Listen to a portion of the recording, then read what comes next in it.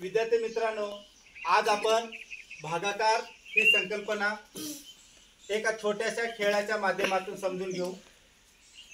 इथं तुम्ही 21 जण आहात। 21 हा आपला काय असणार आहे? भाज्य असणार आहे। यानंतर मी एक छोटंसं कडवं म्हणेल, ते कडवं असं असणार आहे।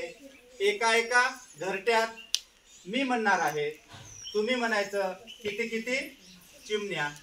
त्यानंतर मी एक संख्या उच्चारल, मी जी संख्या उच्चारल तो असणार आहे भाजक। संख्या उच्चारलेल्याच्या तुम्ही काय करायचं आहे? गट करायचा आहे। जेवढे गट झाले तो असणार आहे भागाकार, आणि जेवढे जण उरतील ती असणार आहे बाकी। समजलं? मग आता आपण खेळायला सुरुवात करायचं। चला, ओके। एका एका घरट्यात किती किती चिमण्या, एका एका घरट्यात किती किती चिमण्या, एका एका घरट्यात किती किती चिमण्या, एका एका घरट्यात किती किती चिमण्या। 4। गडबड करायचं नाही।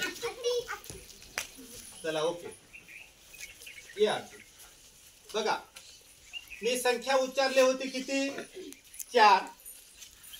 तुम्ही 4 चे गट केलात तर 4 चे गट किती झालेले आहेत पहा।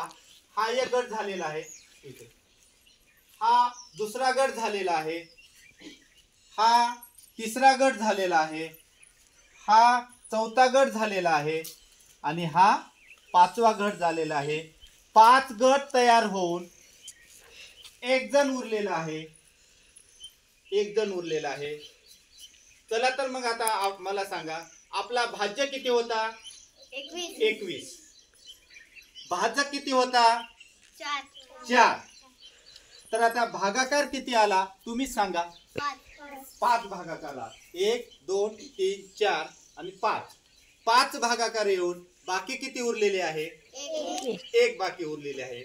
याचा अर्थ असा होतो, 21 या संख्येला 4 ने भागलं असता भागाकार 5 येतो, आणि बाकी किती उरेल?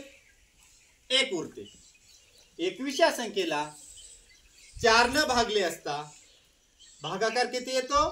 5 येतो, आणि बाकी किती उरते? 1 उरते। अशा पद्धतीनं आपण वेगवेगळ्या संख्येचे सुद्धा या छोट्याशा खेळाच्या माध्यमातून सुद्धा भागाकार समजून घेऊया। समजलं ना? ओके।